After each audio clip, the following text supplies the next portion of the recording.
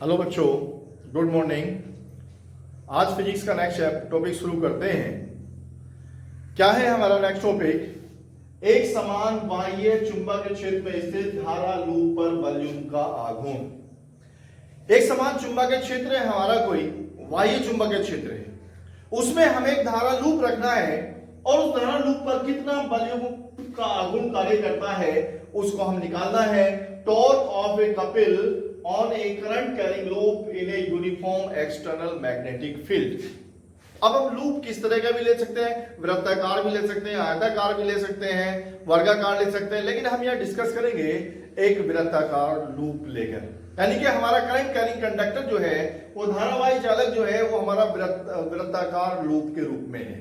ठीक है, तो उस पर हम उसको एक समान चुंबकीय क्षेत्र में हम लटकाएं तो उस पर कितना बल लूप का कार्य करता है। ठीक है, तो ये हमारा एक समान चुंबकीय क्षेत्र है। देखिए, ये एक समान बाह्य चुंबकीय क्षेत्र है, ये हमने खींचा एक समान बाह्य चुंबकीय क्षेत्र। ठीक है, इसमें एक वृत्ताकार धारावाही लूप, ये हमारा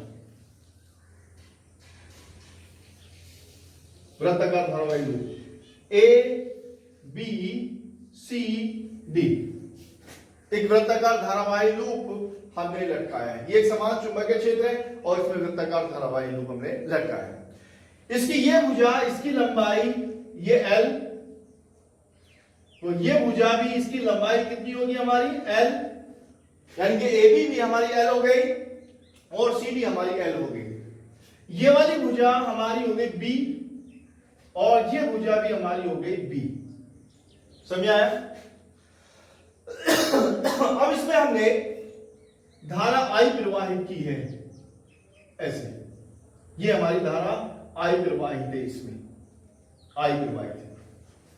तो आप जानते हैं कि अगर हम किसी धारावाही लूप को एक समान चुंबकीय क्षेत्र में रखते हैं तो धारावाही लूप पर बल कार्य करता है, और अगर उसमें धारा I प्रवाहित है, चालक की लंबाई L है, चुंबकीय क्षेत्र B है और उसे थीटा कोण पर रखा है, तो उस पर लगने वाला चुंबकीय बल F बराबर ILB साइन थीटा होता है। ठीक है, तो हमारा बल ये होता है F बराबर ILB साइन थीटा, ये बल होता है उस पर कार्य करने वाला। ठीक है, तो अब इसकी चार भुजाएं हैं, एक AB, एक CD, एक AB, एक BC, एक CD और एक DA। तो इसका मतलब चारों भुजाओं पर ये बल कार्य करता है, बल कार्य करेगा। अब हम निकालेंगे बल को। पहले सपोज करो इस वाले पर बल, इस पर ये हमारा बल हो गया F1। दिशा कैसे पता करेंगे? दिशा हम पता करेंगे वही दाएं के रूल से, अंगूठा धारा की दिशा में ये चुंबकीय क्षेत्र की ओर, तो हथेली तक बल होगा धक्का दे, तो ये हमारा ये चुंबकीय क्षेत्र की ओर, ये तो इसमें बल हमारा इधर को कार्य करेगा, ये F1 हो गया। ठीक है, इस पर बल लगेगा यहां पर F2, इस पर ये लगेगा यहां पर F3 और इस पर लगेगा F4, इस भुजा पर बल F4 लगेगा। ठीक है, अब यहां ये F1 और F2, यहां पर कार्य करेगा F1 और ये F2, ये भी लंबवत है इससे चुंबकीय क्षेत्र, ये भी लंबवत है, तो इस पर कार्य करने वाला बल क्या हो गया? F1 बराबर ILB और इस पर भी हो गया F3 बराबर ILB। तो दोनों भुजाओं पर बराबर समान बल लगेगा, तो इस पर AB तथा CD पर बल हमारे दोनों बराबर होंगे। कितना होगा? F1 बराबर F3 is equal to ILB। ठीक है, चूंकि लंबवत है तो बल कितना हो गया? ILB हो गया। अब यहां इस वाली भुजा पर BC और AD भुजा पर दोनों पर बल, अब यहां दिशा हम देखें तो इसकी दिशा ऐसे है और इसकी दिशा ऐसे है, यानी कि दोनों ही F1 और F2 दोनों बल परिमाण में तो बराबर है, दिशा में विपरीत है, क्रिया रेखा भी भिन्न है। F1 तथा F3 परिमाण में बराबर है, बराबर दिशा इनकी विपरीत है,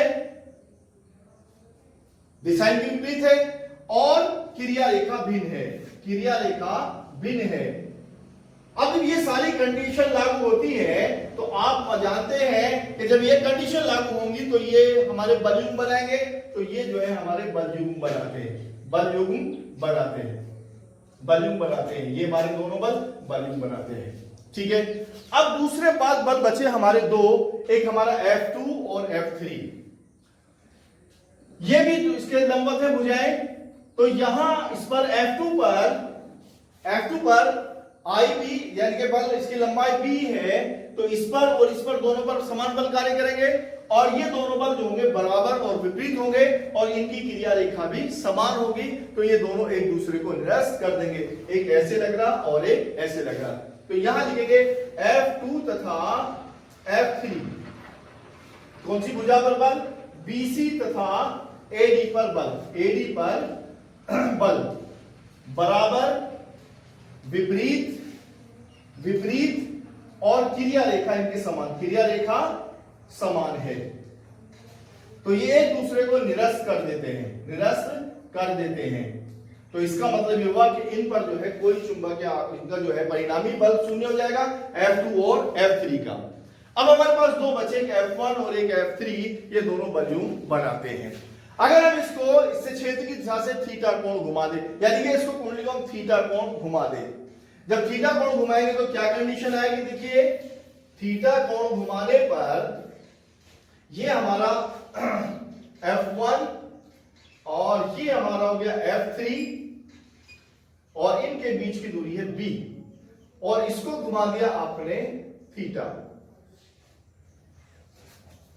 ठीक है, तो ये इनके बीच की लंबवत दूरी आ गई B sin थीटा, ये इनके बीच की दोनों के बीच की दूरी कितनी आ गई, B sin थीटा, क्योंकि इन दोनों के बीच की दूरी ये कितनी है B यहां से, और ये बल हमने इसको थीटा घुमा दिया, तो थीटा घुमाने पर ये हो गया इनके बीच की लंबवत दूरी होगी B sin थीटा। अगर इसको थीटा घुमाते हैं तो बल युग्म का आघूर्ण क्या होता है, बल युग्म का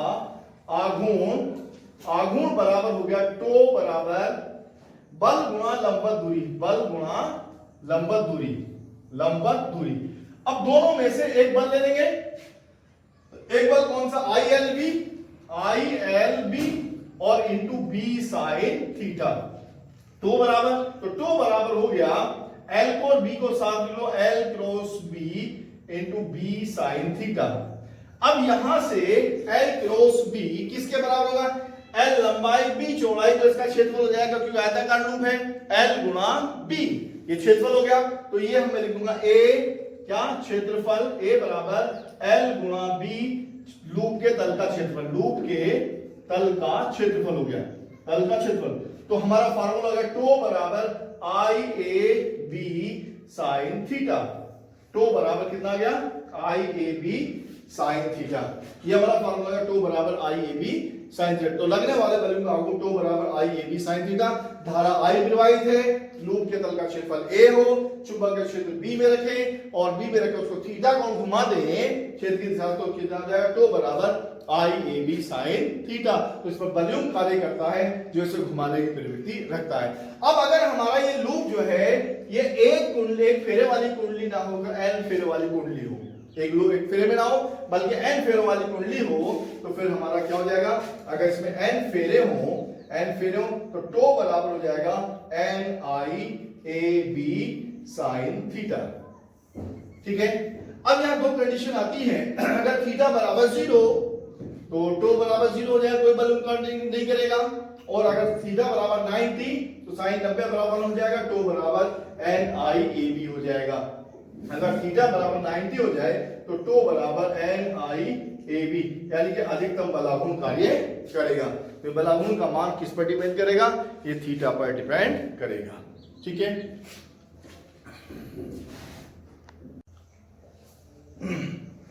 चल कुंडली धारा मापी, मूविंग कोयल गैल्वेनोमीटर। अब देखिए चल कुंडल धारा मापी क्या होता है, चल कुंडल धारा मापी एक ऐसी युक्ति है, इसकी हम डेफिनेशन की बात करें तो चल कुंडल धारा मापी एक ऐसी युक्ति है जिसके द्वारा हम धारा की उपस्थिति यानी कि यहां धारा प्रवाहित है कि नहीं और कितनी धारा प्रवाहित है उसके मान को हम निकाल सकते हैं, उसकी मात्रा ज्ञात कर सकते हैं, इसी को हम चल कुंडल धारा मापी कहते हैं। ठीक है, अब इसका सिद्धांत किस चीज पर कार्य करता है, सिद्धांत क्या है इसका? चल कुंडल धारा में डेफिनेशन हुई। अभी दूसरी बात करते हैं, सिद्धांत किस सिद्धांत पर कार्य करता है।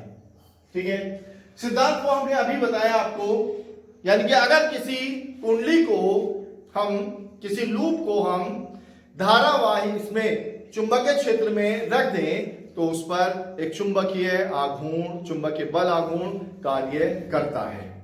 ठीक है, तो चुंबकीय बल आघूर्ण कार्य करता है और चुंबकीय बल आघूर्ण की प्रवृत्ति क्या है कि उसको अक्ष के परितः घुमाने की प्रवृत्ति रखता है, यानी कि वो अक्ष के परितः घुमा सकता है। ठीक है, तो बल आघूर्ण कार्य करता है और इसके कारण वो साम्य अवस्था से विक्षेपित होकर कुंडली घूमने लगती है। ये इसकी हमारी सिद्धांत हुआ। अब हम इसकी संरचना की बात करें, संरचना, तीसरी चीज कंस्ट्रक्शन, कैसे इसकी संरचना कैसे होती है। ठीक है, संरचना में इसमें हमारे दो ये चुंबक होती है हमारी N और S, N और S होती है, ये अवतलाकार रूप में होती है। जिसका N ध्रुव ये और S ध्रुव होती है और ये अवतलाकार के रूप में होती है। अवतलाकार रूप में क्यों लिया जाता है? ताकि चुंबकीय क्षेत्र इसका त्रिज्यातीय हो। चुंबकीय क्षेत्र कैसा हो? त्रिज्यातीय, ऐसे चुंबकीय क्षेत्र ऐसे ऐसे,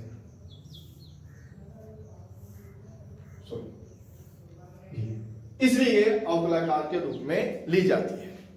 इसके अंदर यहां पर, इसके अंदर बीच में एक कुंडली रखी होती है, कुंडली, और कुंडली के अंदर नरम लोहे की किरोड़ रखी होती है। ये कुंडली होती है, एन फेरो वाली कुंडली है। ठीक है, और इसके अंदर ये नरम लोहे की किरोड़ रखी होती है, कुंडली होती है। ठीक है, इस कुंडली पे यहां पर एक कमानी लगी होती है। अभी कमानी किस लगे? ताकि कुंडली इस पर घूम सके। ये कमानी लगी हुई और ये इस पर ऐसे घूम सकती है। ठीक है, यहां पर ऐसी कमानी हो गई है, यहां पर इसमें एक विक्षेपक लगा होता है जिसे आप संकेतक भी कहते हैं। ये हमारा हो गया संकेतक।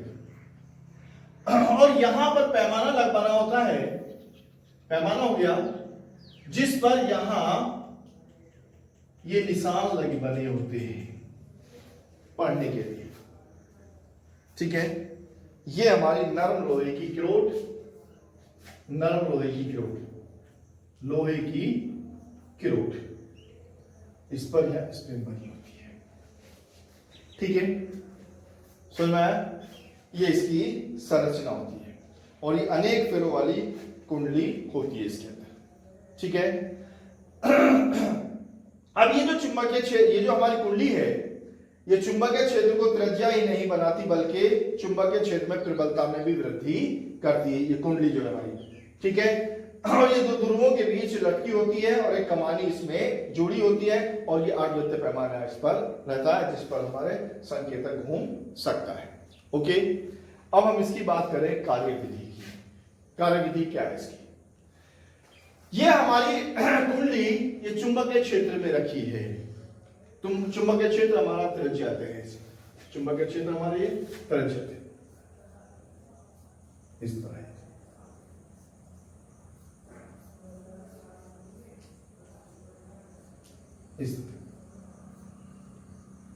ठीक है, अब जब इसमें धारा प्रवाहित करते हैं तो धारा प्रवाहित करने पर इस चुंबकीय क्षेत्र के कारण इस पर, मान लीजिए इसमें n फेरों वाली कुंडली है, फेरों की संख्या इसमें n है, इसका तल का क्षेत्रफल a है, कुंडली के तल का क्षेत्रफल a है।